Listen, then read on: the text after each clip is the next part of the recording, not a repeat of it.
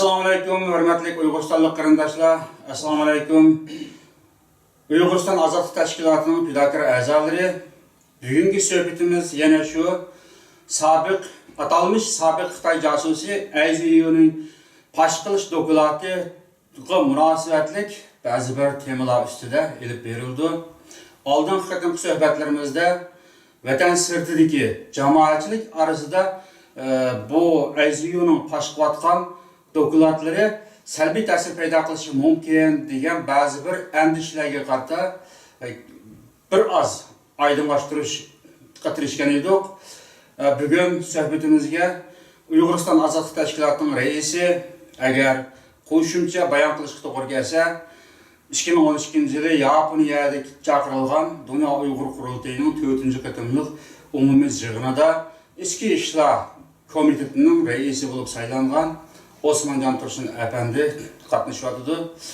Ko'pchilikning diqqatiga rahmat. Biz endi yaqindan buyon shu Yaponiyada doklad topshirayotgan, ya'ni o'zining o'tgan josuslik qilmishlari to'g'risida va chet eldagi Uyg'ur faoliyatchilari, Uyg'ur muhojirlari, Uyg'ur siyosiy Uyg'uriston azadlik hareketining, Uyg'uriston mustaqillik hareketining aktiv qatnashchilari orasida yurgizgan turli josuslik faoliyatlari to'g'risida Yaponiyada ma'lum darajada fosh qilish doklati topshiryapti. Buniki Erkin Osiyo radiosining xabar kanallari orqali Uyg'urlarga tarqalish jarayonida oldingi qatimki suhbatlarimizda o'tganga o'xshash xila salmoqni egallagan ma'lum bir kishilarniki norozilik fikrlari yoki ahamiyatli yaxshi bir fosh qilish materiali bo'ldi deb uni qo'llagan to'g'riliq biz yana tafsili degidek bu to'g'riliq suhbat ilib bordik.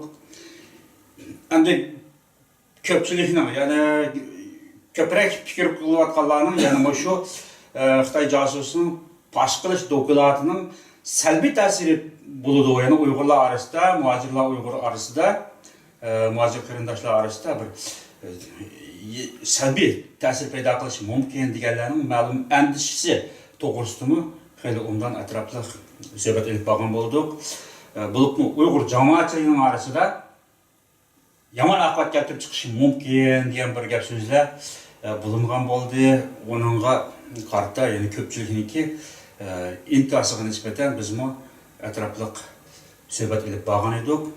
Endi bugun ilib berilgan suhbatimizniki asosliq, ya'ni bosh temasi chet eldagi muhojir Uyg'urlarning orasidagi shu jamoatchilik masalasidir.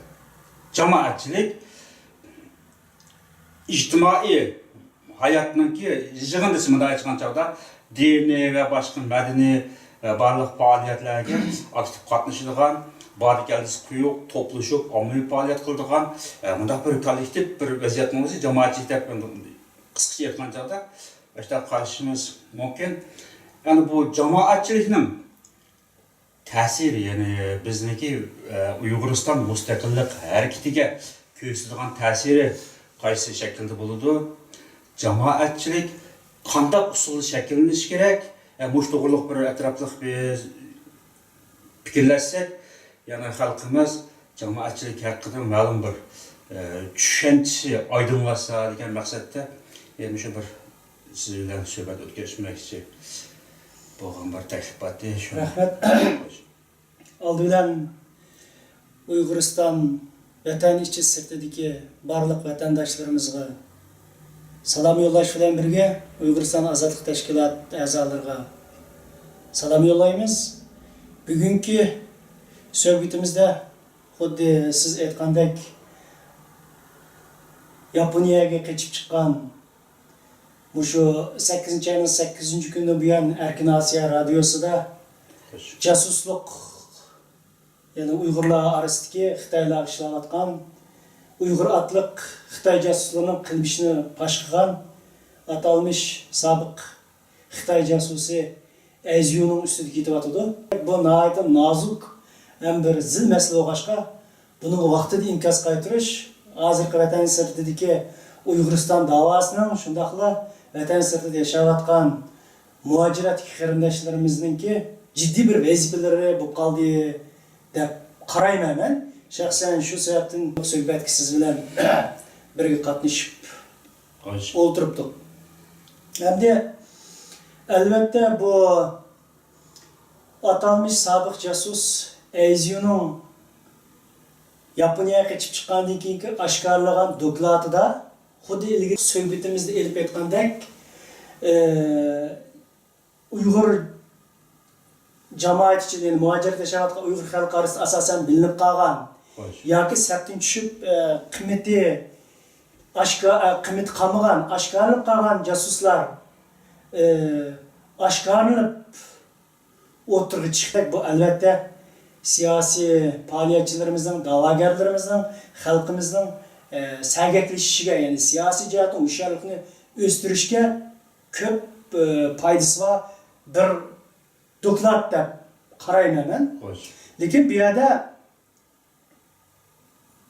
meniki diqqatimni tortayotgan masalaning yana bir tarafi bu Eyzyu'yu oshkorlagan dokladda Xitoy jasusluk organlariga ishlayotgan chet eldagi muhojiratga Uyg'urlar orasidagi Uyg'ur atli Xitoy jasuslarininki bir necha turli bo'lganligi masalan.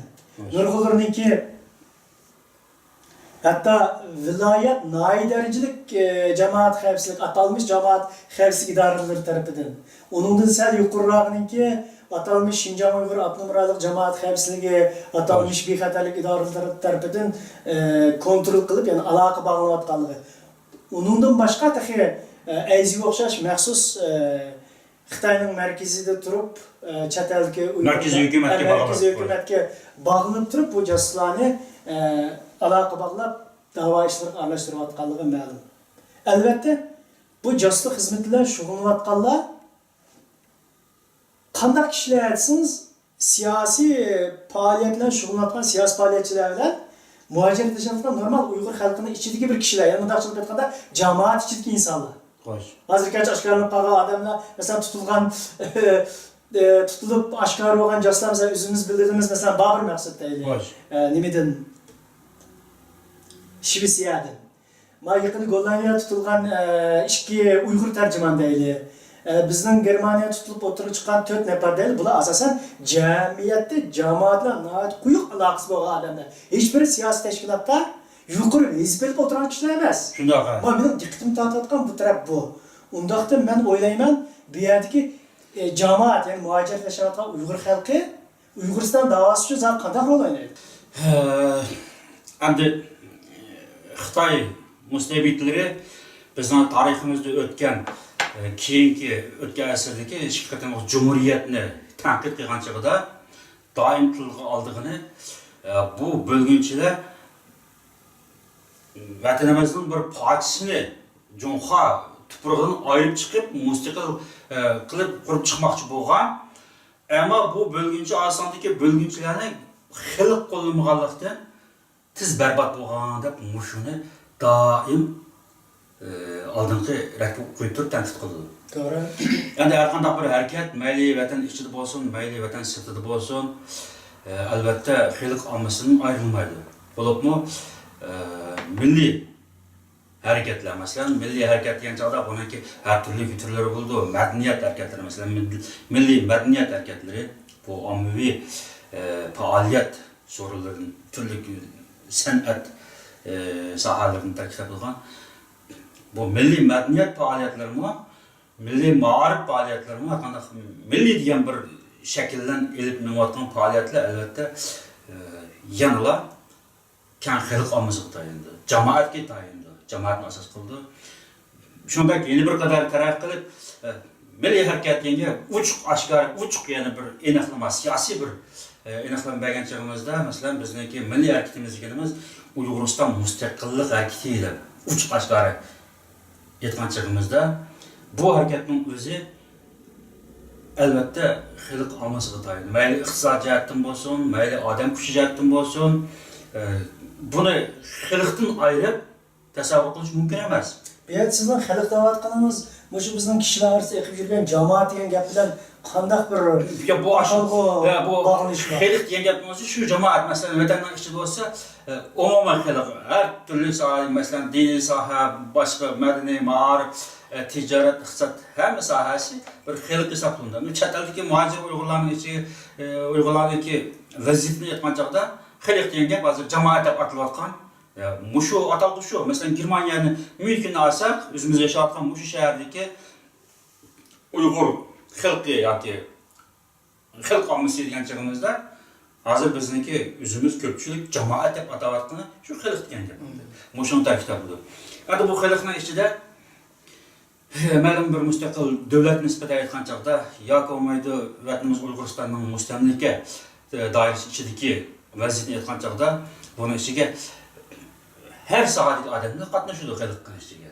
Xo'sh. Ammo vatan sirtida bo'libmi Germaniyaga o'xshash bunda Germaniyaniki ma'lum farqli qarashimizda Germaniyalik Uyg'urlarga Germaniyalik Uyg'urlar asosan ya'ni %95% degidak siyosiy panohlik tilab qilgan Uyg'urlar bular. Ya'ni vatandan qochib chiqib, har turli yo'llar bilan mayli normal vaziyatda chiqqan bo'lsin, mayli qanday chiqqan bo'lsin, Germaniyaga kelib o'ltiraqlashib yashashning o'zi uchun bu siyosiy panohlik tilab qilish birinchi shart. Boshqa bir yo'llari yo'q uniki.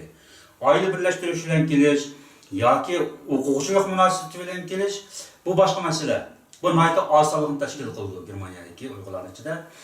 Ammo mutlaq ko'p sonlari 95% degidak darajada hammasilar siyosiy panohlik tilab qilib, ondan keyin bu yerda iqomatga erishgan, ondan keyin doimlik iqomatga erishib, sayohat pasportlariga erishib, ondan keyin mutlaq ko'p qismi deylik hozir hammasi vatandoshlik qilib ketgan bo'ldi. Endi shu vaziyatni nazar tutgan chog'imizda Germaniyadagi, Myunxendagi Uyg'ur jamoatchiligi degan chog'da bu jamoat yoki Istanbuldagi o'xshash, yoki O'rta Osiyodagi o'xshash, yo vatandagi Uyg'ur o'xshash umumyuzlik hammasi qozonda qaynayotgan bir xalq doirasidan farqlanishi kerak. Germaniyadagi Uyg'urlarniki jamoat deb atalsin, mayli xalq ommasi deb atalsin, bularning taqdiriga yozilgan narsa siyosiy panohlik qilgan. Demak, siz demoqchi bu yerda Turkiyada muhojir yashayotgan Uyg'ur xalqiga, Markaziy Osiyo davlatlarida yashayotgan Uyg'ur xalqiga, Germaniyada biz atayotgan Uyg'ur xalqi jamoat o'xshamaydi. Bu siyosiy aqlini o'xshamaydi. Albatta siz so'zlayaptimi, men azroq buni yoritishtirishib qoldim masalan. Xo'sh. Istanbuldagi Uyg'ur jamoatlari ya u yerda yashayotgan umuman xalq bilan Germaniyada yashayotganini biz selishtira olmaymiz. Buni farqi bor. Masalan, Germaniyada emas. Germaniya, Gollandiya qo'shni davlatlar bo'lsa, Norvegiya, Shvetsiya qatorlar bu davlatlar asosan degidak bu siyosiy panohlik qilgan, ya'ni o'zini rasmiy yoki xalq to'pidan bir qadar, balki bir necha baldaq yuqori darajadagi kishilar, masalan Xitoy baho bermoqchi bo'lsa, buni hargiz xalq deb baho bermaydi. Masalan, Uyg'uriston territoriyasidagi yoki Uyg'uristonning sirtidagi Istanbulda yoki O'rta Osiyoda yashayotgan umuman Uyg'urlarni xalq deb qarasa, bularning ichidan Xitoy hokimiyatiga qarshi harakat qilayotgan, vatanning ichida bo'lsin yoki bu tuproqlarda bo'lsin, Xitoy hukumatiga, Xitoy mustamlikachilarga qarshi harakat qilayotgan, bunday harakatlarni moddiy jihatdan, ma'naviy jihatdan qo'llayotgan, tashkilotlarga a'zo bo'layotgan, namoyishlarga qatnashayotgan bunday Uyg'urlarni xalq deb hisoblamaydi. Buni xalq dushmani deb qaraydi Xitoy o'zi. To'g'ri. Bu alayda siyosiy muomala qildi. Siyosiy farqlar muomala qildi. Xalq deganda o'g'ri qarashchi hammasi xalq ichiga kirdi. Ammo faqat Xitoy davlatiniki tub siyosatiga qarshi, tub davlat manfaatiga qarshi maydonda turgan bunday bir milliy emas, ya'ni mustaqillik harakatlari. Ya'ni Xitoyning mustamlikachilik siyosatiga qarshi maydonda turadigan bir ifodasi ko'rilgan odamlar uni xalq dushmani deb qaraydi Xitoyniki. Jinoiy ishlar qonunida qonunda shunday belgilangan xalq dushmanida. Ondan keyin Xitoy yurgizayotgan hozirgi siyosatimi uni xalq dushmani deb qaraydi. Bunday bir vaziyatda biz endi hozirgi savolga asosli negiziga kelsak, mushu Germaniyadagi, Yevropadagi mana shu yuqorida o'tilgan davlatlardagi jamoat deb ataganchimizda bu jamoatning o'zi Xitoyning nazarida o xalq dushmani, ya'ni Xitoyning o'zining xalq degandan keyin sirtdagi davlatning dushmani deb Xitoy bunda qarqib bunda baho berdi. Endi biz buni qanday gavdalantirishimiz kerak? Qanday muayyanlashtirishimiz lozim? Bizniki bo'libmi siyosiy faoliyatchilarimiz, siyosiy tashkilotlarimiz, markaziy tashkilotlarimiz buni qarquyuq xalq nuqtasidan baho berish kerakmi yoki bu xalqimizni bu yerdagi jamoatchilikning o'zini Xitoyning nazarida, ya'ni Xitoy hokimiyatiga qarshi maydondagi deb baho berilgan, shunday bir nuqta qo'yilgan odamlar deb muomala qilish kerakmi? Agar bunday muomala qilgan chaqda bu xalqning ichidan, ya'ni bizning xalqimizning ichidan chiqib Xitoyga ishlagan. Masalan, bu vaqtda bizim bundaqlarni xalq dushmani deb ataymiz masalan. Xitoy bizni qanday shaklda xalq dushmani deb atagan bo'lsa, bizning Uyg'uristonning mustaqillik harakatiga qarshi Xitoy tarafga setilib xizmat qilgan va chet eldagi muhojir qarindoshlarniki, muhojir Uyg'urlarning amaliy ahvolini Xitoyga chiqishtirib, Xitoyga pash qilib, buning ojizlik nuqtalarini Xitoyga yetkazish orqali bunda xizmat qilgan bu tipdagi odamlarni albatta bizmi xalq dushmani deb baho berishga baho berish nuqtasiga kelishimiz kerak. Buni ommaviy qarquyuq qanunimizni jamoat, bu jamoatchilik deb muomala qilgan chog'da masalan. Bu jamoatchilikninki bizning bu yerdagi siyosiy da'vo dasturlarimizga bo'lgan ta'siri qanday bo'ldi masalan? Agar buni ayirmay shunday muomala qilgan chog'da bularni ilg'amay, tekshirmay, sezgirlik bo'yicha muomala qilmay, bu bizning jamoatimiz bu ommaviy bir faoliyatlar bilan, ommaviy harakatlar bilan bularni harakatlantirib ketmenish kerak deb bundaq muomala qilgan chog'da mening andish qildigan yerim masalan o'zimniki diqqat qilayotgan, andish qilayotgan nuqta qanday deganda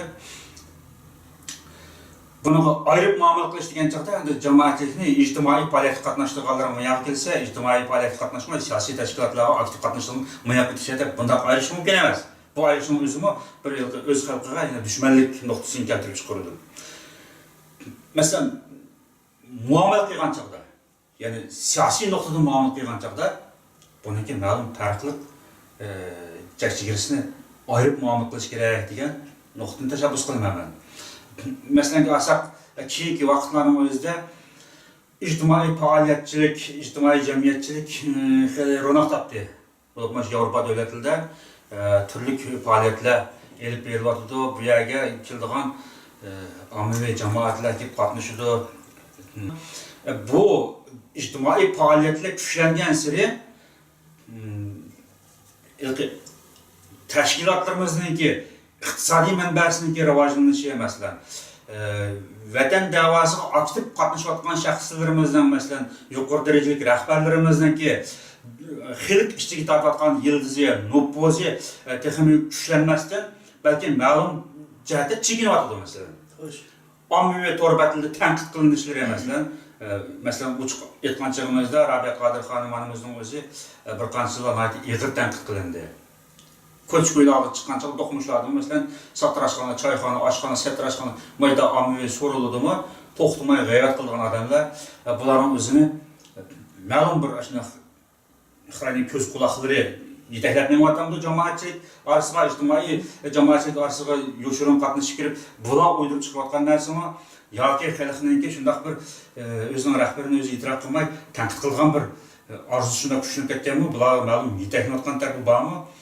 O'shaning o'zida biz hushyorlik bilan muomala qiladigan tashkilotning ichidagi masalan ojizliklar, tashkilot ichidagi shaxslarning orasida bo'layotgan ma'lum darajadagi ziddiyatli masalalarning o'zi jamoatchilik orqali ko'ch-ko'yilda o'ltirgan to'qmishilda g'aybatga aylanishi, to'rbatlarda uchiq oshkora yeyitilishi masalan. Ben Mishada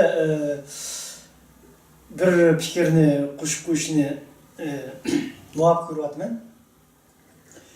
Chunki bu oxirgi qatimliq Münşinlik imza toplash faoliyati. Menimcha oxirgi qatimliq bu qog'ozi deb o'ylayman. Bu yana bir siyosatning hushyorligini yo'qotgan yoki yana bir ma'lum bir ahmoqlar chiqib, men bu Uyg'urning ustidan imzo toplayman desa, bunday imzo qo'yib chekadigan Uyg'urlarning chiqmasligi mumkin.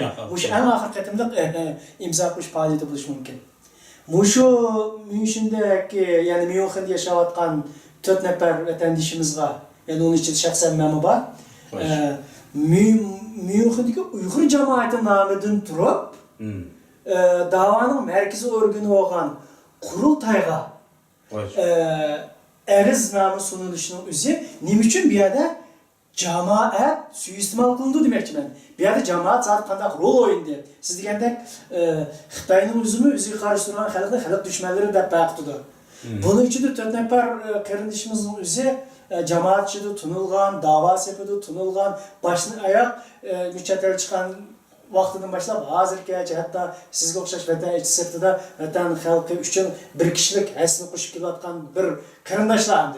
Buningga jamoat nomidan turib siyosiy organlarimizga, ya'ni markaziy organlarimizga da'vo etishning o'zini, masalan, biz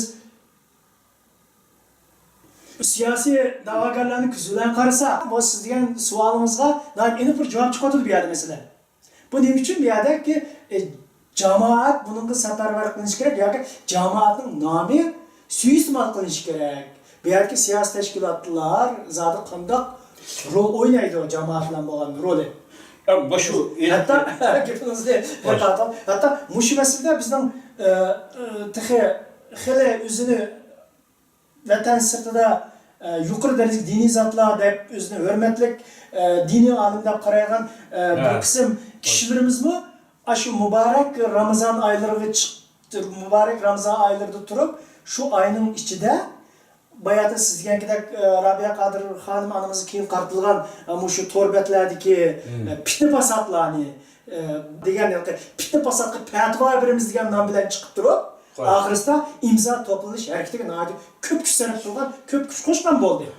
Bu shunday chog'da jamoat yetaklagan diniy kishilarimizningki roli bilan Uyg'uriston davosida shunga siyosiy faoliyatchilarimizning roli bog'lanishi o'tirisida bu aslida bog'lanish zich bo'lishi kerak. Bu jamoatni yana bunda aytgan chog'da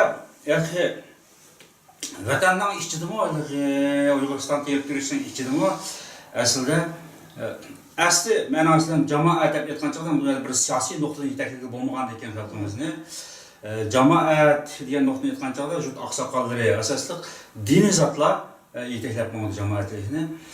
Bu nuqtadan Xitoy natijasida burundular bu Xitoy bir strategiyani o'tirib qo'yib, yo'l qo'yib, asosli Uyg'urlarni idora qilishning o'zi yana hokimiyat qatnashayotgan sirtdagi odatdagi jamiyatdagi fuqarolarni idora qilishni diniy sohadan boshlagan bizlar.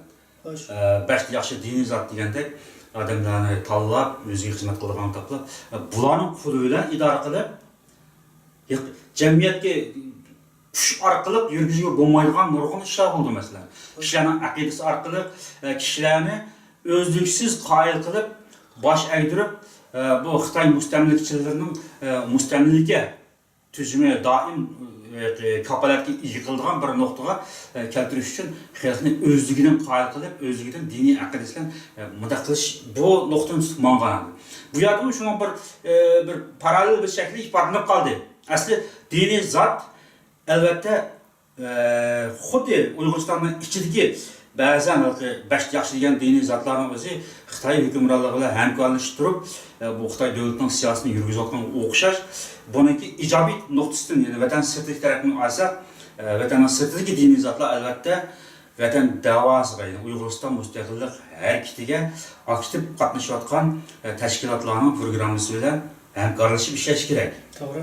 Xuddi vatanimiz ichida dushmanga qanday ishlayotgan bo'lsa, diniy zotlar ma'lum qismi vatanning sirtidagi yana aktiv jamoatning oldiga chiqqan bo'libmi? Germaniyadagi masalani aytgan chog'da bu diniy zotlar bilan tashkilotdagi siyosiy tashkilot xodimlarining darajasi asosan o'xshash shaklda bo'ldi. Ma'vo tashkilotlarning o'zi raislar chiqib, ba'zi bir ish faoliyatini jamoat ichida ijro qilolmagan chog'larda albatta diniy zotning quli orqali ijro qilinishi kerak. Albatta bu ijobiy nuqtadan ijro qilinsa, bu yaxshi natijalar ko'p ko'rilgan yaxshi bir ish. Endi bular qaysi bir nuqtadan hamkorlashganligi hozirgacha qorong'u. Bu imzo to'plash masalasida mana qarasangiz qo'limizdagi materialning o'zida deydiki, jamoat, Myunxenda yashayotgan jamoatlar Dunyo Uyg'ur qurultayining rahbarlariga biz azimiz va taftishi, masalan, bosh taftishning o'zi bilan ichki ishlar komitetining raisini Myunxendagi biz jamoat saylab berdik, biz buni tunamaymiz. Şuna bularning vazifasini bekor qilish etish kerak. Ondan keyin Muavo Abdurahimjon, Olimjon qatorliq ma ikkisi bo'lib 4 odamning o'zini natib bir boshqarib bularni ma'lum bir darajada shaklda bular bilan bir munosabatni uzib yoki bunday qilish kerak bir da'volar bor bularniki. Buni to'g'ri injiklab qarasangiz bu jamoat, ya'ni kim bu jamoatning vakili? Mana aytgan chog'da jamoatning vakili diniy zotlar bitiradi. Yeni bitiradi aytgan chog'da tashkilotning rahbarlari.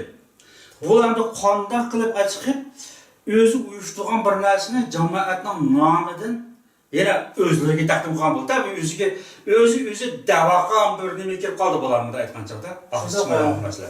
Endi bularningki faoliyati albatta jamoat nuqtasidan yoki siyosiy masalan yuqorida aytilgan o'xshash Myunxendagi jamoatni deb aytgan chog'da bu hammasi siyosiy bir peshonasiga taqdir yozilib ketganlar bularning hammasiniki.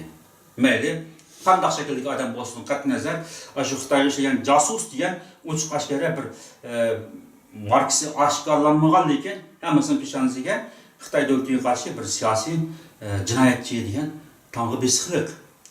Yani bular nima uchun bu ommani harakatlantirib bundaq bir kayfiyat shakllantirdi deseniz, masalan bu 4 kishi to'g'riliqanda bularning xarakteriga kelsak, masalan men shaxsan o'zimniki xarakterini aytsam, Germaniyaga kelishdan burunmi, O'rta Osiyodami shu faoliyatlar bilan shug'ullangan, yushurum yutib turgan chog'larni Uyg'ur Ozodlik tashkiloti, Sharqiy Turkiston xalqaro milliy komiteti qatorliq bu tashkilotlar bilan munosabat qilib turgan.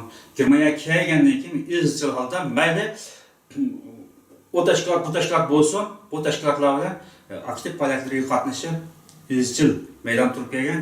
Keyin 2006-2005-yilda Rabiya Qodir xonim turmadan chiqib Amerikaga kelish munosabati bilan boshlab ko'proq bizniki tashviqot sohasidagi tutgan o'rinlar Rabiya Qodir xonim tarafida bo'lib ketdi. Keyin Rabiya Qodir xonimimiz qurultoy rais bo'lgandan keyinmi izchil qo'llab kelgan bo'ldik, tashviqot vositalarini qo'llab keldik. Masalan, men o'zim shaxsiy nimam shu. Sizmi masalan shu nuqtada bo'lib keldingiz. Boshlab turishning o'zimi qurultoyning ichida asosli ixtilofli ko'z qarashlar bo'lgan chog'da Rabiya Qodir xonimning o'rnini qattiq himoya qilib ketgan bir odam. Olimjonning o'zim shundoq. Rabiya Qodir xonim chiqishdan burun Dunyo Uyg'ur qurultayining yoki burungi qurultay tashkilotlarininki ichida faoliyat qilib kelgan, harakat qilgan, bola o'qitishdan shug'ullangan. Keyin Rabiya Qodir xonim onamiz bu vazifaga kelib qurultayninki rais bo'lib, bu bir siyosiy, ya'ni vatan Uyg'uristonning mustaqillik da'vo harakatlarini aktiv g'arb dunyolarda qanot yaydirayotgandan boshlab bu bola Rabiya Qodir xonim onamizni izchil qo'llab kelgan. Shu nuqta. Endi bu to'rt odamni alaydan tanlab chiqib, bularni zarba berish, obyekt qilishning o'ziga kelsak, endi bu jamoatchilikni kimlar qaysi nuqtadan bu holga keldi deganiga bir qorong'ulik yoki axir nima uchun jamoat tanlanib qoldi, ya'ni jamoatning quli orqali shu masalalarni hal qilishga muhtoj bo'ldi. Nima qanchaqda buni kishilarniki ajizlarning dumisiga kuchlar imzo qo'ygan o'xshash yoki tarixni ajizlarning dumisiga kuchlar ajizlarning dumisi yozgan o'xshash bir narsa xabari yo'q, shundoq sodda amaning o'zini qog'ozga imzo qo'ygan buni boshlanadi. Mana shu ish qo'ygandim. Boshqa boshlanib oxirga aytilib, bularni bir qancha odam jamoat nomidan iste'mol qildi. Masalan, shu yaqinqi zaman shu ya'ni 2006-yildan keyingi chet eldagi rivojlanayotgan Uyg'uriston da'vosi qarasangiz, Rabiya Qodir xonim 2006-yil 11-oyning 26-kuni qurultay rais bo'lib saylangan kundan boshlab ta hozirgacha Rabiya Qodir xonimga qarshi bir eqim, qarshi bir do'lqin besiqil yo'q. Qurultayga qarshi emas endi kelib. Qurultayning uzluksiz kuchaytirib keldi. Ya'ni boshqa tashkilotlarni masalan mayli nima nom bilan atsin, ya'ni qurultayning ostida yig'ish uchun tirishib keldi. Ma'lum ma'noda aytib aytganda bir tarafdan qarasangiz to'g'ri qildi, endi bir tarafdan bunaqa fikr jihatdan oldin qatim degandek harakat jihatdan farqli bir guruhlarni dushman taraf ko'rsatishimiz asli xato. Xo'sh. Mushaq kelib, hozir masalan shu Robiya Qodirxonim qurultayga rais bo'lib, masalan 2008 bayatın degandek 2611 yil 26-kuni Robiya Qodirxonim rais bo'lgan bo'lsa, 2007-yil 6-oy kelib birinchi qatim qurultayning ichida shu 4 odam istiqbol etishni boshladi masalan. Bu nuqta Yamanbek murakkab, endi buni shu vaqtning o'zidami Robiya Qodirxonim onamiz bilan jiq suhbat o'tkazgan. Ya'ni jiq emas, bir qatim o'tkazgan, balki uzun bir suhbat bo'lgan. Bundaq sirliq masalalarni hep kelsak, oxiri chiqmaydigan bir yerga ketaverdi bu suhbatdan keyin demisimi, ham uzilmaydi. Mashada gavdalantirgan bir narsa, biroz avval deb o'tgandek, masalan Xitoy mustamlakachilari doim bizniki mustaqillik harakatlarimizni yoki tarixda o'tgan mustaqillik davlatlarimizni tanqid qilgan chog'da omiddan ayrilib qoldi edi. Masalan, 2008 o'zida Nurbakirning o'zi Robiya Qodirxonim onamizning ustidan e'lon qilgan bir bayonoti bor. U Robiyaning o'zini shu chat eldagi bizni qo'llaydigan xalqimizning qo'li bilan ko'chida qolgan, urdi qolgan, shoshqandek holga keltiryapmiz deb bayonot e'lon qilgan. Shunda bayonot bilan qilgan chog'da biz nati kuchlik raddiya berib turdik. Robiya Qodirxonimning o'zini o'rnini himoya qilishda, qurultayning ichidagi o'rnini texnik mustahkamlashda nati jiq tashviqot jihati kuch qilgan bo'ldik. Darvaqa Nurbakir aytgandek, ba'zan to'rbatilda nati ig'ir tanqid qilindi. Robiya Qodirxonim onamiz qattiq ig'ir tanqid qilindi. Bunda aytgan chog'da shu vaqtdagi tanqidlarni bir qo'l aslab o'tsangiz, tashkillik holda zarb berilgandek ko'ribdi deb o'ylayman. Shunday. Lekin bu onun da maqsadga yetmagan bo'ldi. Masalan, qanday bo'lsin, mayli Nurbakir bo'lsin, mayli aziz bo'lsin, mayli o'zimizningki tashkilotlarning ichidagi ba'zan mansabparast siyosatxonlarniki qo'lidan bo'lsin, bu zarba berishlar asosan putirab turmaydi. Nimishga degan chog'da Robiya Qodirxonim onamizning o'zi to'xtamay faoliyat qildi. Mayli Oqsaroyga kirib tursin, kongressga kirsin, Yevropa parlamenti, Yaponiya va hokazo butun dunyoda to'xtamay men turgan ekan. Bu bir bahana topolmadi. Xo'sh. Buni o'rib, zalga qattiq chekindirib o'tish, da'vatni voz kechish, Uyg'uriston mustaqillik harakatining rahbarlik o'rnini, ya'ni tashkiliy jihatdan nupuzni bekor qilib o'tish, bundaq ishliq suiqasd planlangan bo'lsa-mu, ma'lum yo'l qo'yilgan bo'lsa-mu, ammo ijro qilinmadi. Hozirga qadar Robiya Qodirxonim bu o'rindan chekingani yo'q, ham chekindirilmay menyapti. Endi bundaq vaziyatning ostida masalan Germaniyaning o'zida 4 odam tanlab turib zarba berish obyekti qilgan bo'lsa, bu bir qorong'ulik masala.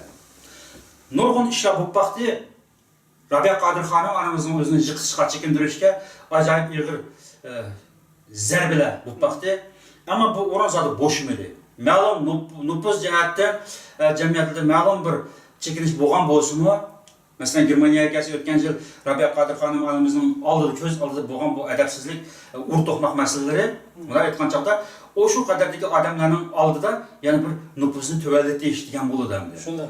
Mushunda bo'lgan bo'lsa-mu, ammo qat'iy bu o'rindan chekindirish bu amalga oshmadi. Oshmagandan keyin qanday qilganga bir boshdan yil tizimini shoh-putoqlarni qirqish kerak. Germaniyaga 4 odamni tanlab berib turib, bu zarba berish obyekti qilgan bo'lsa, bular albatta agar bir da'voni qo'llash, ya'ni da'voning rahbari butun dunyo e'tirof qilayotgan bir shaxsini qo'llash nuqtasida bo'lgan bo'lsa, albatta biz bundaq bir zarbaning obyekti bo'lmasligimiz kerak. Aksicha, uning izchil qarshi turib, fikr jihatda tashkilotning ichida zarba berib turayotgan, qon yig'ilib bundaq odamlar tanqid qilinish obyekti, ular tekshirish obyekti bo'lishi kerak aslida. Unda bo'lmay turib, bu qandaqcha men yana bir nuqtani aytgan chog'da boshlab tushishlar masalan ichki ishlar komitetining raisi bo'lgan sizning o'zingiz Yaponiyada saylanib, vizib kelib 3 oyga yetmagan vaqtning ichida zarba berish obyekti bu qurultaydan qo'g'lab chiqarish obyekti aylanishining o'zini bu tushunib bo'lish, qabul qilish mumkin bo'lmagan bir masala. Mesela Muş'tan ben biraz izahat versem, şu 2013 yıl 5. ayın 15. günü Tokyo'da Kurultay'ın 4. katında yığını içilişten burun muşu Miyux'un özü yani Uyghur cemaati degan bu cemaat xalq bir yerga yig'ilib Kurultay'ın hazırkı mevcut tadqiqat komitetining reis Ferhat Efendi, siz, men, Alimjon to'rtimiz chiqib mulohaza qilib borgandik. Demak, şu Kurultay 4. katında Kurultay içilişinin aldı keyinde buluvatkan vaka hadiselerine yazarsak 4. katında Kurultay'da küçünün bir işçi Rabia Kadir Khan'ın Kurultay'ın reisliğini çekindiriş. Emniyeti bu plan emel aşmaya kaldı. Çünkü şu Tokyo'ya yığılgan 110 netçi vekilin hemsi Rabia Kadir Khan'ın katlı kollap kuvvetliğinin için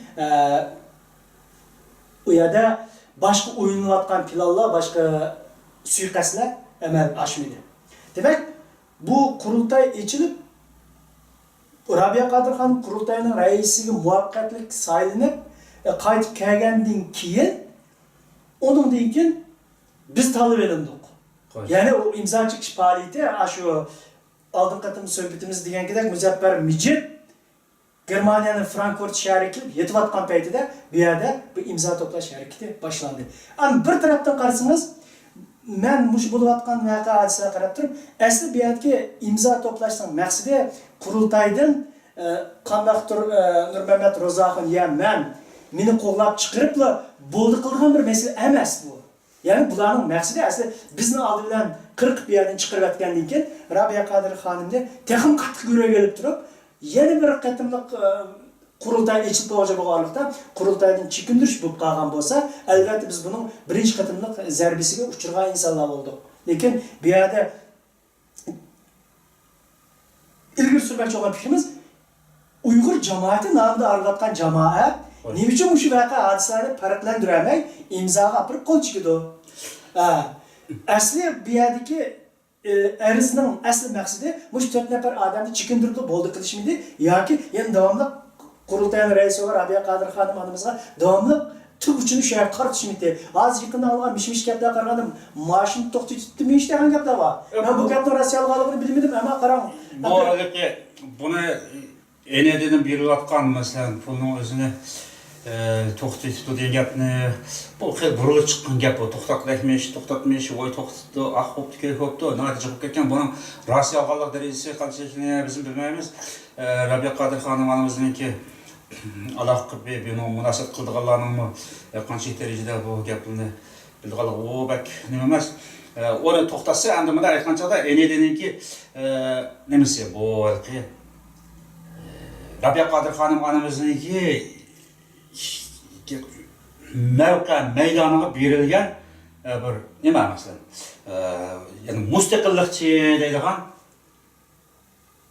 bu asli bu enededen berilgan pulni asoslab ijtimoiy faoliyat qildigan va hokazo madaniy faoliyat qildigan bir millatning ijtimoiy ishlarini masalan mesela Uyg'urlarni aytgan chog'da Uyg'urlarning vatanning ichidagi masalan ma'rif ishlarini hozir qo'shnilik ma'rif deb Xitoy buni nima qilyotgan.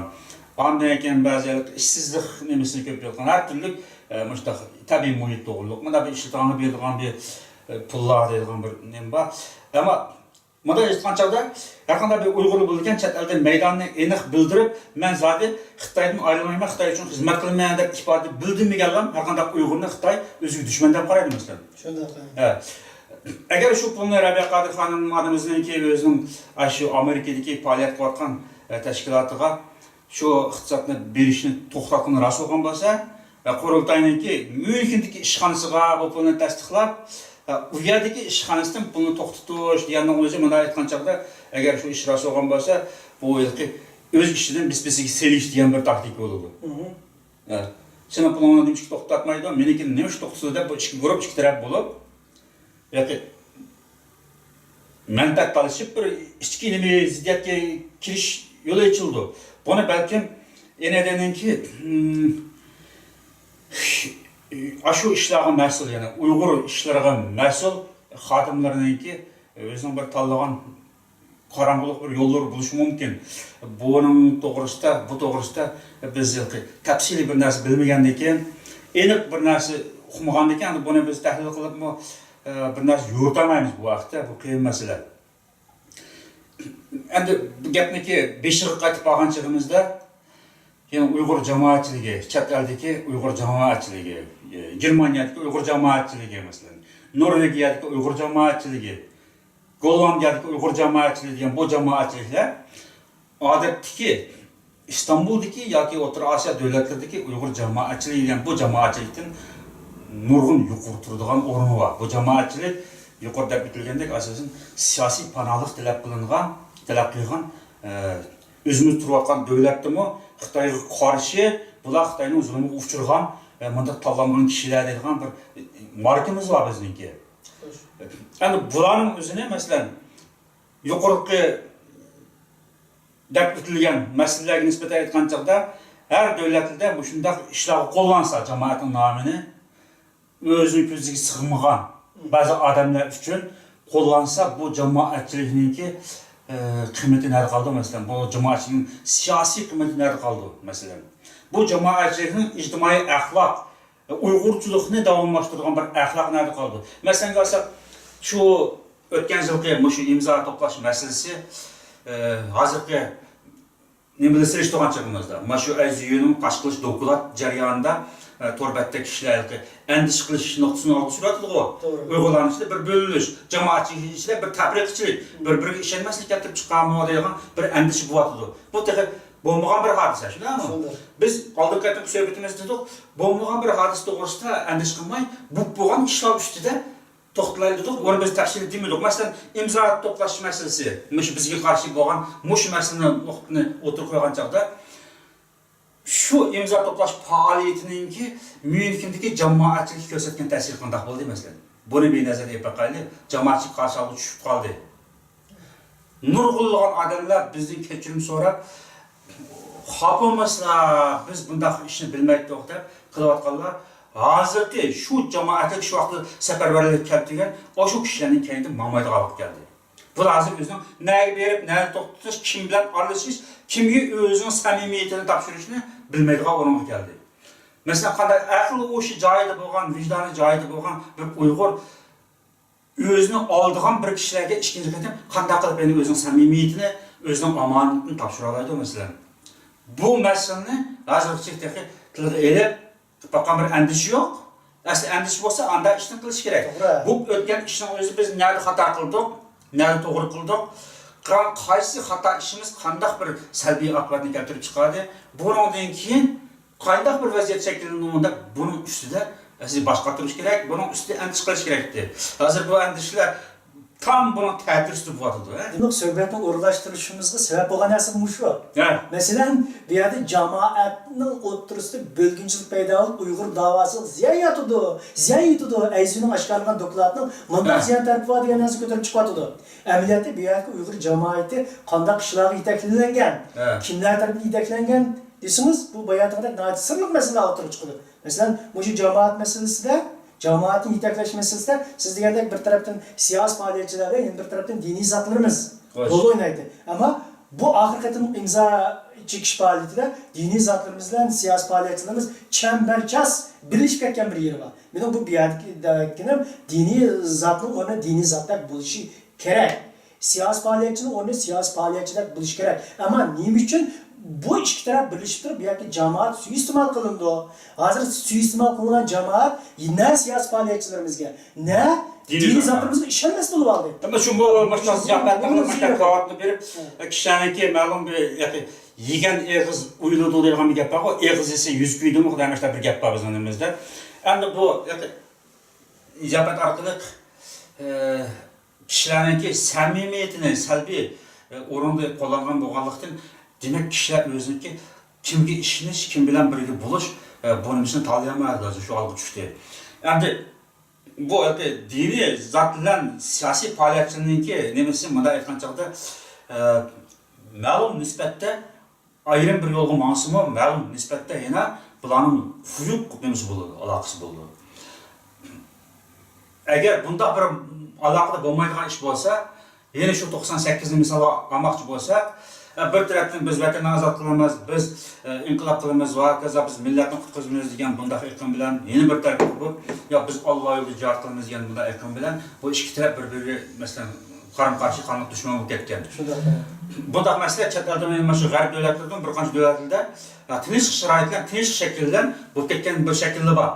Diniy zotlar qo'yib, yo'q biz vatan desak yomon bo'lmaydigan, yomon bo'ldi degan mana bir ishlar bo'lgan, ma'lum davlatlar bo'lib, dastlabki ma'lum ayrilish bo'lib, keyin asta-asta bo'libmi Rabiya Qodir xonim onamizning o'zi o'tirib chiqib bu vatan davosi faoliyatini yuqori pallaga chiqib diplomatiya sohasida yuqori pallaga chiqib menotganlikdan yana cho'ng bilinishlar asta-asta yanlishib bu ishlar ma'lum bir yoqliq bo'lgan bo'ldi. Buni muhim masala diniy zotlar bilan tashkilotchilarningki, siyosiy faoliyatchilarningki o'rtasidagi munosabatning quyuq bog'lanib turishi bu yaxshi masala. Ammo har ikki taraf bir taraf xato qilib qilish ehtimoli bor masalan.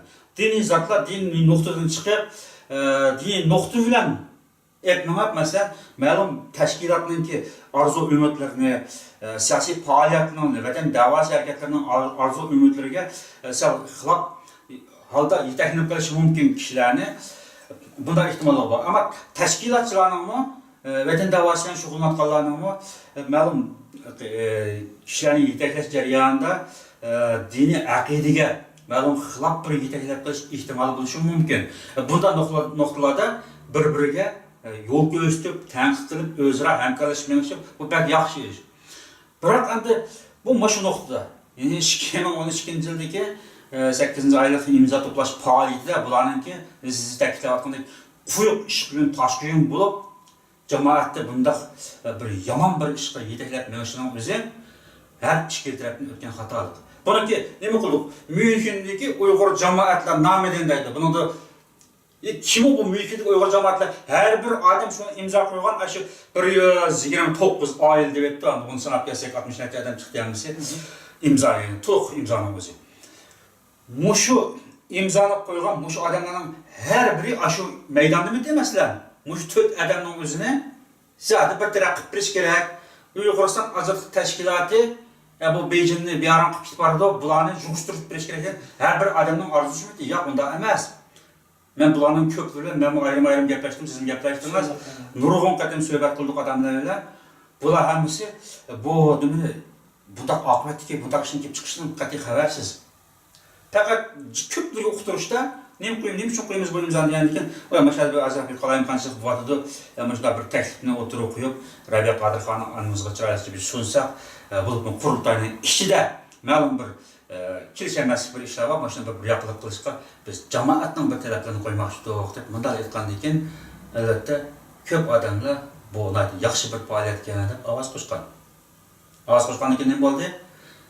Bir qurultayning vakillari saylab chiqqan ikki dona rahbarning o'zini qo'g'lab chiqarish. Ondan keyin Uyg'uriston ozodlik tashkiloti Myunxenda paydo bo'lib, qurultayning ichidagi ma'lum rahbarlarni yeniga tortib, parlament qilib ketib bordi. Buni to'xtatib turish kerak. Ya'ni bunda talabni o'tirib qo'ygan.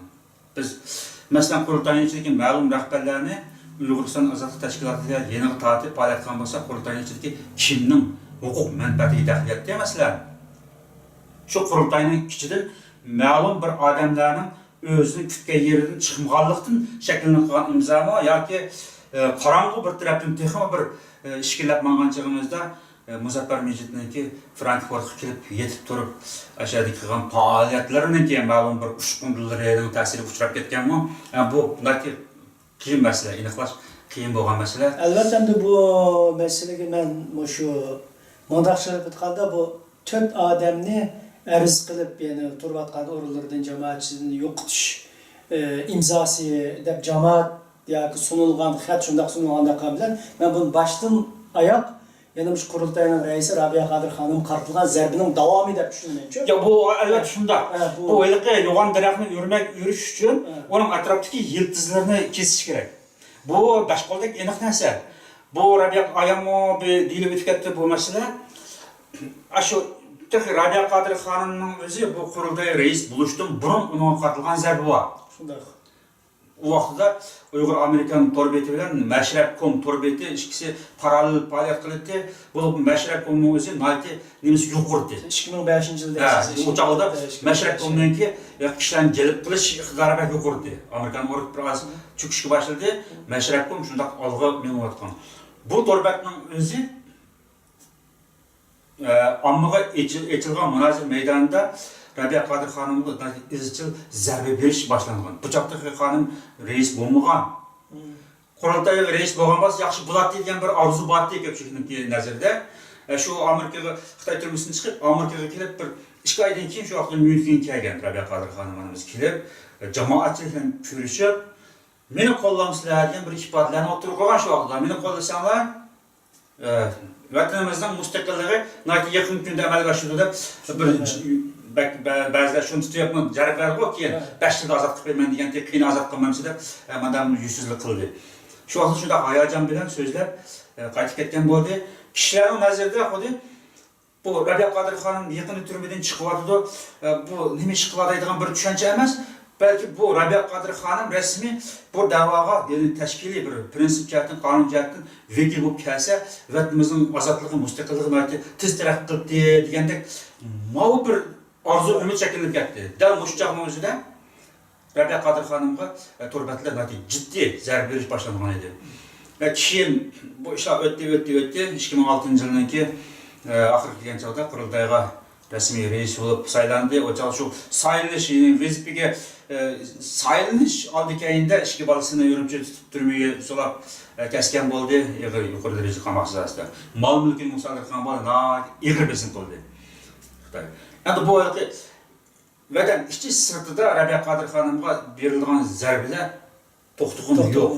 Izchil davomlashib keldi. Bunun üstüden tekshirib borgan. Bunun üstüden ma'lum torbatlarga qarshi ommaviy jamoat fikrini to'playdigan bir kishi yo'q. Onun dal aksicha mayli qurultay ichi va sirtidan jamoatchilik ichidan Rabiya Qodir xonimni izchil qo'llayotgan kishilarning o'zi zarbaga uchirishi. Bu mana Myunxenda gavdlandi. Bu uch ashari chiqib turib bu gavdlanib qoldi. Oradan boshqa nurg'un davlatlarda zarba bergilik. Rabiya Qodir xonimni izchil qo'llayotgan kishilar har xil tuhmat uchrayotgan, chaqqa qilayotgan, bu tushlik bir hodisa. Ya'ni bu oqsi qorong'u bo'layotgan bir hodisa. Endi yana biz o'zimizningki gapniki asosiy temasiga qaytib borsak, jamoatchilikningki vatan da'vosi, Uyg'uriston mustaqillik harakatining chet eldagi rivoj tepishi, uning ro'noq tepishi mavjud bo'lib turishi uchun Uyg'ur jamoatchiligining o'ynaydigan roli pek muhim. Jamoatchilikdan ayrilgan bir harakat, hech qanday bir faoliyat o'zininki mavjudligini saqlab qola olmaydi, ham davomlasha olmaydi. Masalan, hozirgi vaziyatni aytgan chog'da agar buni bir qancha qatimida o'tib ketdik, Enerining o'zi berayotgan maoshini to'xtatsa, Dunyo Uyg'ur qurultayining ishxonasi taqlab qoldi, Myunxendagi ishxonasi taqlab qoldi. Chunki Uyg'ur jamoatchiligi hozir butunlay ijtimoiy faoliyatlarning hammasi to'plashib faoliyat qilganda ko'ringan bilan buningki siyosiyligi, tashkilligi, tashkilotni qo'llash debisi to'lab ketaylik saviyasi. Masalan, Myunxenda aytaylik, endi chiqib jamoatga kimlar murojaat qildi? Jamoat to'plashuvida bir yaxshi bir faoliyat bor deb kimlar xitob qilgan? Albatta hozir. Yoki kimlarning shunday xitob qilish salohiyat qilyapti-da? Buni bu ig'ir bir nimaga uchirdi, jang uchirdi. Buni qayta remont qilishga to'g'ri keldi. Bunda tashlab qo'ysak bo'lmaydi. Avlodlar cho'ng bo'lyapti hozir. Buniki remont qilish kerak. Hozirgi mavjud vaziyatning o'zini qayta remont qilish kerak. Burun eneyda maosh berishdan burun jamoatning kuchi bilan tashkilotning ijara haqqilari to'lanib keladi. Garchi bir kim xodimga maosh berilmasa-mu, bir ishxona faoliyat turibdi, telefon, internet, gaz va hokazolar davomlashib turadi, xalqning kuchi bilan, jamoatning kuchi bilan. Hozir bir qancha yillik energiyaningki bergan puli bilan ba'zilar o'zining xudini bilmay qoldi. Jamoatni qanday safarbarlik qilish, keltirish, buniki vatanparvarlik ruhini qaysi shaklda o'stirish, qanday qanchaqda bularning qizg'inligini doim tutib turish bu nuqtada o'yinish qilmadi. O'yinish qilgan bo'lsin balkim bir xato kuchlar tarafdan xato tarafga yetaklandi. Shuna bu jamoatniki roli sal qaramaslik kerak. Masalan, Istanbuldagi Sharqiy Turkiston Ma'rif va hamkorlik jamiyatining taraqqiyotlarini so'z ochganchagimizda misol qilish to'g'ri kelsa, bularni dastlabda Istanbuldagi Zaytunburundagi jamoatni asos qildi. Uyg'ur jamoatchiligini asos qilib, shularning kuchi bilan qurilib chiqib, bugungi kunda shunchalik taraqqiy qilib, yana shu jamoatning qo'llashi bilan o'zining mavjudligini saqlab davomlashtirib meng'yotdi. Endi bizningki vatan da'vosining yuqori organ deb atayotgan tashkilotimizning o'zi bu markaziy idorasi bor deyilgan bu shaharning o'zida nurg'unlagan xato ishlar sodir bo'ldi. Ya'ni jamoatchilik masalasida